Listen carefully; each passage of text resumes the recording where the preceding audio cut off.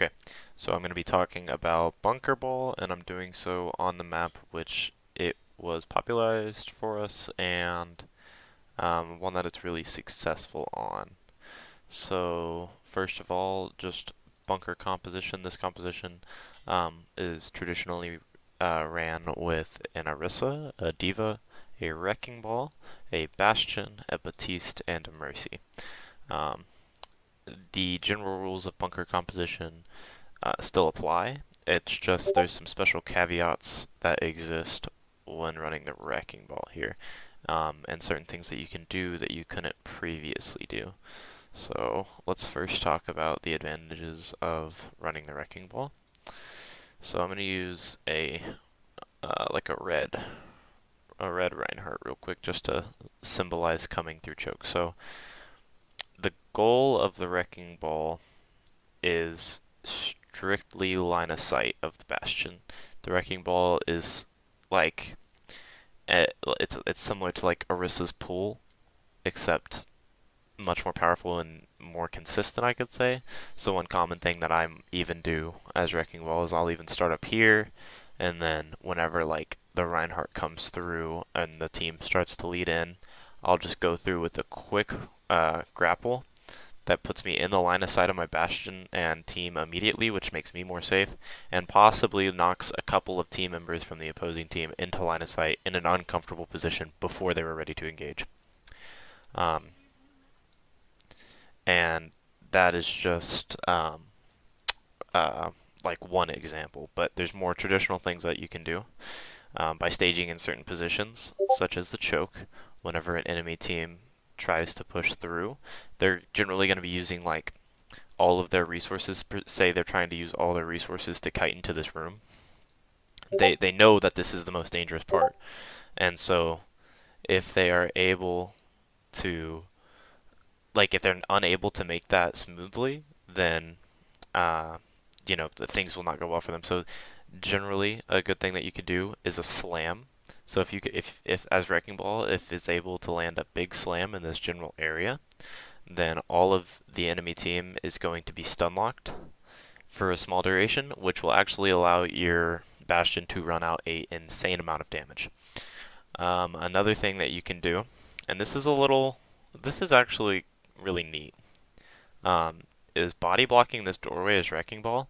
You can literally just sit in ball form and block it, and the enemy team is going to try to melt you really quickly, but they're also worried about sustaining from uh, the Bastion. So one thing that can be done in the early fights, whenever your immortality field is a little bit more expendable, is if your Batiste is good at throwing his immortality field into the room and then allowing Wrecking Ball to just sit here. Well, like he could hide in the corner, and the second that the team comes out with like you'd make a 3-2-1 call. Batiste throws the disc, and Wrecking Ball hits right here, and then the enemy team will quite literally just be stuck here, and the Bastion is allowed to do his melting. Um, that's a little riskier use, but definitely viable. Um, so more pathing things. Enemy teams are going to generally want to come through here unless they're using some sort of symmetric debacle or something like that, which we'll talk about in a bit. But if they're able to get through this room somehow, say with the defense matrix or something along those lines, then the general rollout that I see, I don't think this is like, oh my gosh, okay. I don't think that um, this pathing is terrible. I think that it's actually pretty good and underused if they could path that way and then come through here to get to point. But the more common path that you're going to see is the high ground path. So they're generally going to go up the staircase and try to go out here. So more on the Wrecking Ball thing. Your Bastion still has sightlines here, right? Your Bastion has pretty nice sightlines over this entire region, right? And so you can do similar things. Uh, Generally, I like to, as Wrecking Ball, run through, come in here, and you can do a variety of things. whenever they start their rollout here, you can grapple into them, which just pushes them back into the room, and you don't want to go into the room, just kind of like grapple and fall, and then set yourself up for a grapple and slam, or maybe, you go through and you slam. The entire purpose of Wrecking Ball all the time is just keeping the enemy inside of Bastion's line of sight, so, disrupt in a way that hurts them further. You could also body block the door, but there's a lot that's riskier than this body block, for a variety of reasons, which I'm sure you can infer. So, that's a short explanation of the value of Wrecking Ball. There's other values if you ever do get beat. If your bunker comp is eventually busted, then Wrecking Ball's value as an individual player can go up pretty heavily, just because the value you can get on Wrecking Ball is generally pretty nice. So, let's move on to talk about something else. Okay, so let's talk about the roles of Baptiste. In this sort of composition, you definitely want Baptiste and Mercy to be working together to think about ultimates of the enemy team. So some nice big counters to, as ultimate-wise, we can call Zenyatta Transcendence, Hanzo's Dragon Blade. I probably wouldn't worry about Doomfist. Doomfist running against you isn't that great. Ashe, probably not. I said Dragon Blade, I meant Dragon or whatever. That's Dragon Blade. You might see that. Junkrat Riptire. Some of these other things are like a little bit, but we'll use these as a general example because they all do something different. This one is going to allow the team to push in with an insane amount of healing. This one is going to deny your entire area with duration damage. This one's going to deny your area with instantaneous damage. And this one, yeah, you know what Dragon Blade does? It can be used in a variety of ways. So, if the team tries to progress with Transcendence, this is when you want to use your Baptiste Square for damage, right? You want to put that just right in front of your Bastion, and Bastion damage boosted through Square can delete things through Transcendence. That, alongside your general Wrecking Ball disruption, should be enough. And then with Riptire, you just need to be scouting out your Riptire and trying to destroy the tire itself before it's able to get like whatever path it takes. You just want to call it out and delete it instantly. You should have the damage to do that. And if the tire does get within range, that's what you're saving your Immortality Field for. Immortality Field is great against Hanzo Dragon, although one thing I will say is a very easy way to counter Dragon in this sort of composition is just to place your D.Va about here, because generally the Hanzo is going to want the Dragon to get to you guys as soon as possible, so he's probably going to like hug this wall, right? And he's going to launch it through the wall. Well, D.Va's defense matrix is more than enough to eat the arrow, because the arrow itself will travel through walls as an arrow. It'll just go through the walls, and she can eat that pretty easily. So once you know that if you're running a Dragon Arrow, you can position your D.Va there, saving your Immortality Field unless you absolutely need it. What else do we have? We have Dragon Blade. Easy counter was the disc, the lamp, the Immortality Field, whatever. Very good counter to that.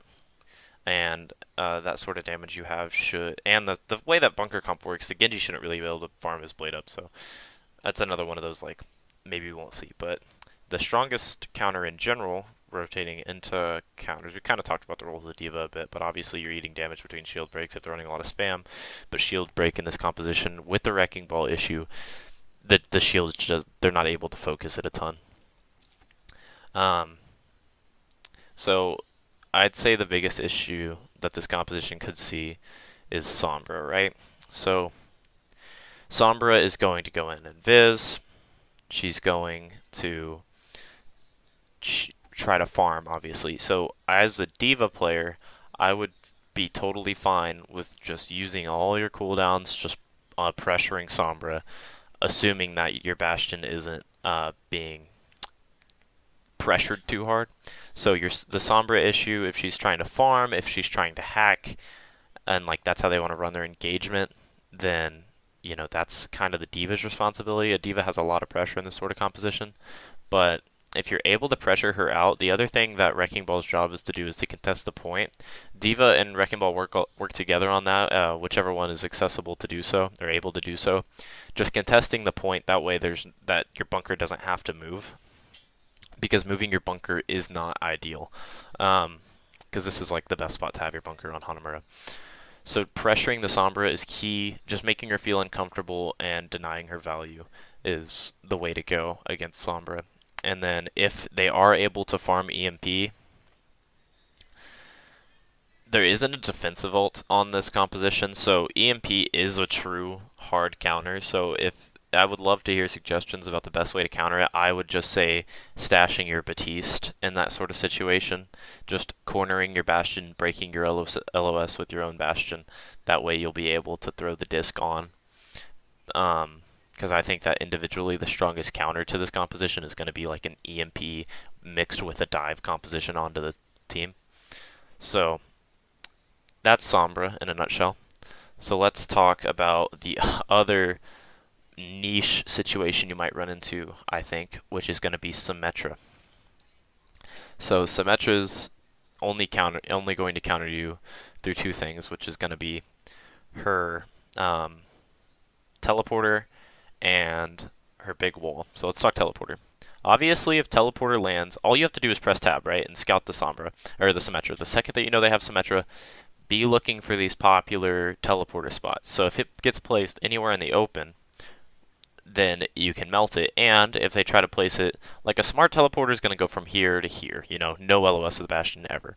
And I've had situations on Wrecking Ball actually where I just have minefielded the second teleporter and then the team teleports into it and you get a lot of, it's actually hilarious, but irrelevant. Your Wrecking Ball can still try to boop them out of this room and do the same Wrecking Ball things. But these rotations take a lot of time and eventually they end up on point, which will force the bunker to move, and we'll talk about bunker moving in a second. So, Symmetra Teleporter, your key to winning is literally just melting it. You just want it dead. Now, Big Wall. If they ever use Big Wall to try to move in, say they just want to run straight to point with Big Wall, I think that you would be surprised at the speed that Bastion can break that big wall if he's damage boosted it with a Baptiste square. It has, I believe, 5,000 HP. Bastion's DPS with damage boost and a square, I believe, is roughly around 13,000 or not 1,300 DPS, which is insane. So in a matter of seconds, you can melt the wall. And especially if your team is focusing it, like just say shoot the wall, shoot the wall, shoot the wall, and you'll destroy it, and they'll be like right here. And that is definitely a good use of that. You also have more niche combos in this comp that we can talk about with D.Va Bomb and Orisa Pool and Wrecking Ball Slam. There's a lot of utility here, blocking off paths with Wrecking Ball, but trying to keep this rather shorter. Let's go in and talk about the what was I going to talk about next? I hope I'm not forgetting anything. I feel like I might be.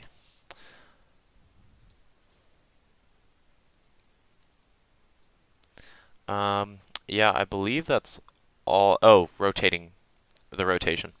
So if you are forced to rotate, it is fine as long as it is coordinated, and you want to rotate as quick as possible. It just has to be decisive. It's like, okay, you guys ready? Go now.